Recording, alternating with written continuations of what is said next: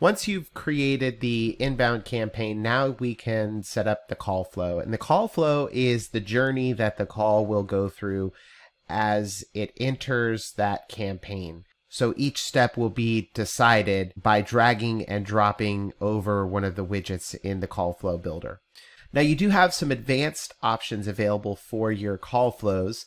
This is a custom call flow, which will allow you to create a call flow based off of either a tag or an area code. So for example, if you have a specific tag inside of your campaign that you would like to receive a different call flow, you would just set those tags, and then you can create a unique call flow that will take that caller in a different journey. Same thing goes for area code. If you wanted to send callers from a specific area code to a different call flow, you can do the same thing. Now, to start the call flow, you'll just click on this orange button, and it'll bring up your options here on the right hand side. So this canvas, you just drag the menu option over to the drop here box, and then your option will open. So there are a lot of different options that you have available. Greetings are going to allow you to play either a text-to-speech greeting or allow you to upload a custom greeting. Just keep in mind that you do have audio formats that are required.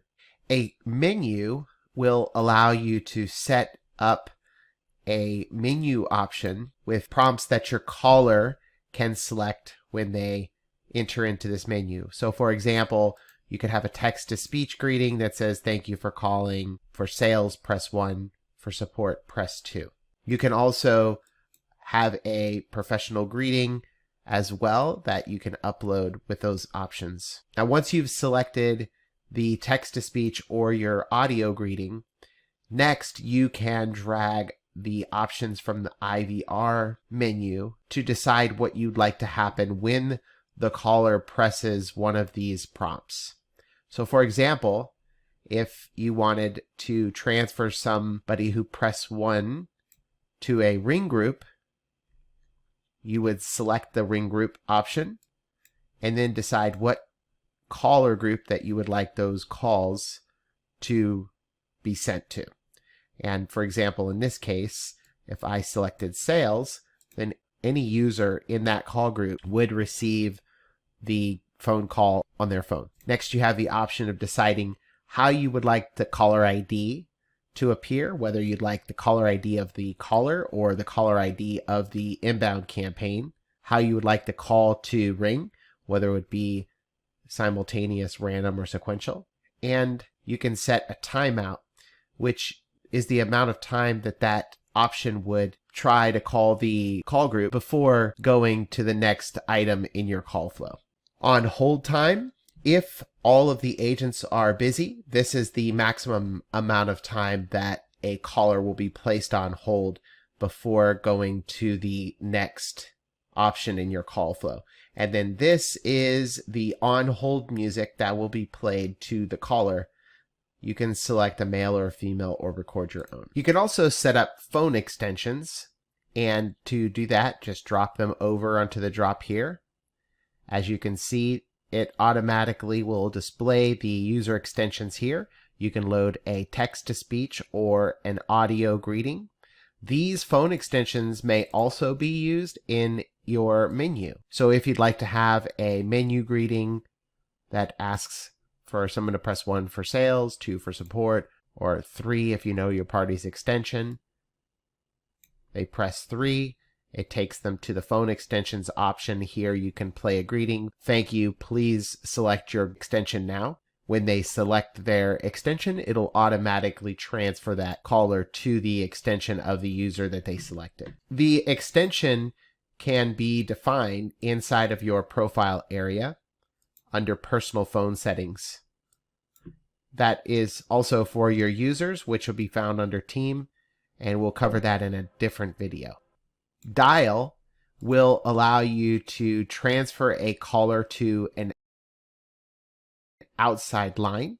So if you wanted to transfer somebody to, for example, your cell phone number, you would enter that number, decide how you would like the caller ID displayed, whether it would be the caller ID of the caller or the caller ID of the campaign, and then define how long you would like it to try ringing that number before it goes to the next option in the call flow. SMS will allow you to send a text message automatically to a caller if their phone that they're calling in from is a mobile device. You can also use this feature inside of the menu, the call menu. So, for example, press 1 to receive a text message. Voicemail will allow you to receive voicemails. All of these options can be used inside of the menu or mixed and matched. So you're not restricted to just use one of these options. The call flow can have multiple options. In this case, with the voicemail, somebody would call in and they would either hear the text-to-speech or the audio greeting that you uploaded, and then it will take them to record a voicemail, which will be retrieved either on your mobile device if you have it sending you a text message to your mobile device, or you would be able to log in and see those calls inside of your notification center here where you can receive your voicemails. Hang up is the end of your call flow. So if, for example, after the voicemail you would like the caller to be disconnected, then you would select hang up and it would end the call flow. Unsubscribe is an option that would allow you to automatically unsubscribe a contact if they took some sort of action. This is useful if you're using the call menu and maybe you're making outbound calls and somebody calls back in to be removed from your list. You could say press 9 to be removed from our list. And when they press that button, it would play the message and let them know that they've been unsubscribed. Remember, this is a call flow, so you have the ability to mix and match however you'd like. You can have all of these different options working together. And if you ever need to get a visual aid to help you know where you are if you get lost, just click Show Flow and you'll see a helper icon appear to give you an idea of where you are in your flow. Thanks for watching. That concludes this video.